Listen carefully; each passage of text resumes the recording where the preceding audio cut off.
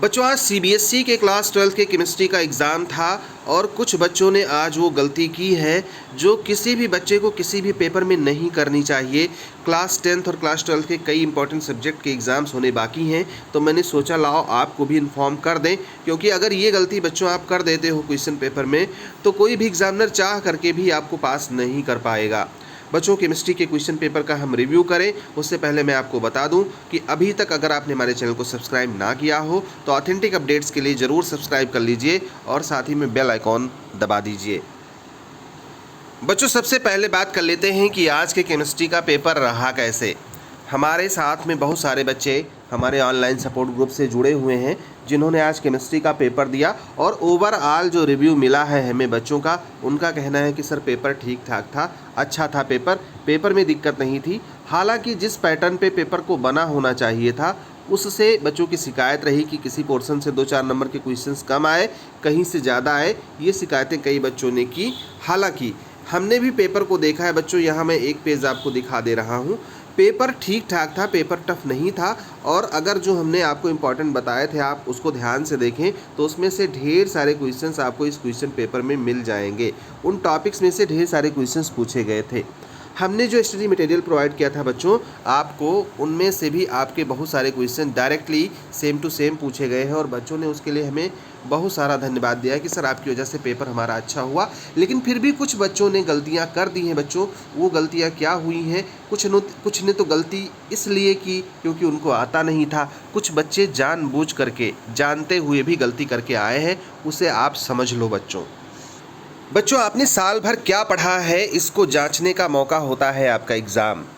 आप जिस चीज़ को पढ़ करके आए हो उसे कितना बेहतरीन तरीके से रिप्रेजेंट कर रहे हो, इसी को जांचने को कहते हैं एग्ज़ाम।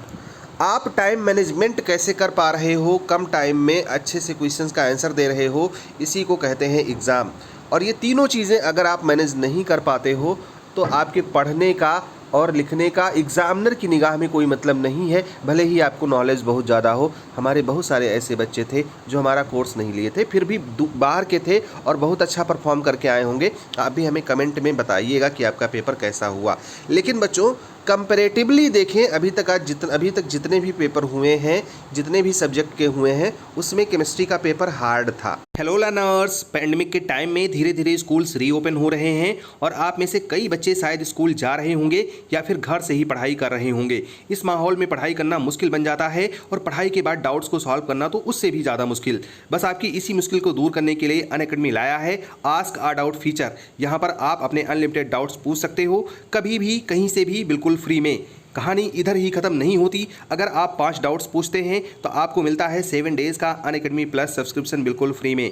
प्लस सब्सक्रिप्शन से आप इंडिया के टॉप एजुकेटर्स की live classes, structured courses, live test और क्विज का बेनिफिट ले सकते हो। ऑफर की टर्म्स कंडीशंस कुछ इस तरीके से हैं। ऑफर सिर्फ सीबीएसई क्लास 6 से 12 तक के बच्चों के लिए है। ऑफर सिर्फ फ्री लर्नर्स के लिए है। ऑफर 29 अगस्त से 5 सितंबर तक वैलिड होगा। सब्सक्रिप्शन एक्टिवेशन डेट 6 सितंबर से 12 सितंबर तक। तो डिस्क्रिप्शन में दिए गए लिंक से ऐप को डाउनलोड करें, यूज़ करें मेरा code GEA2 ask a doubt for free. इसी कोड को यूज़ करने पर आपको हर पेड सब्सक्रिप्शन में 10% का डिस्काउंट मिलेगा।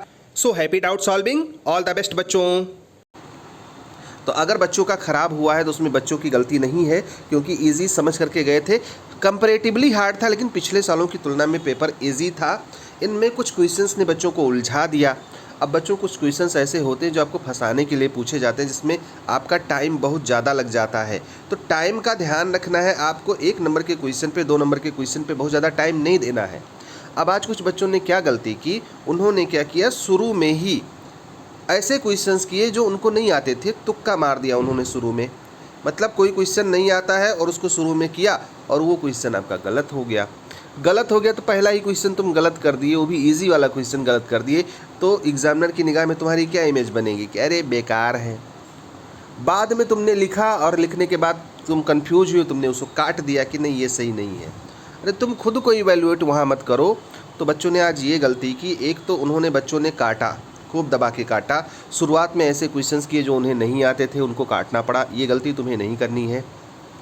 दूसरी गलती बच्चों ने की कि बच्चों आपको 23 चाहिए पास होने के लिए, थ्योरी में अलग से पास होना होता है, प्रैक्टिकल में अलग से पास होना होता है, आपको पता ही है।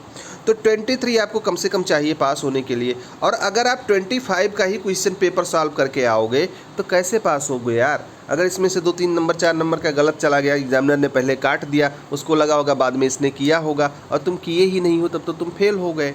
तो बच्चों कुछ बच्चे ऐसे थे जिन्होंने उतने का अटेम्प्ट ही नहीं किया जितना पासिंग मार्क चाहिए। तो ये काम तुम कभी मत करना।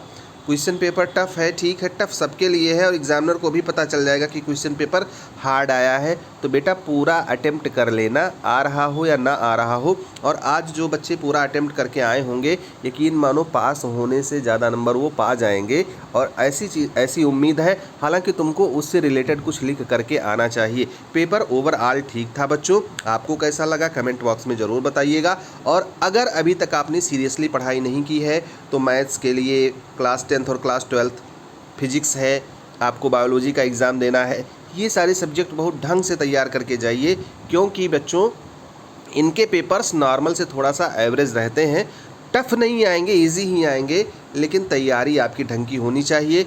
अगर आप लिखना तो काटने का काम मत करना, कॉपी बड़ी गंदी दिखती है।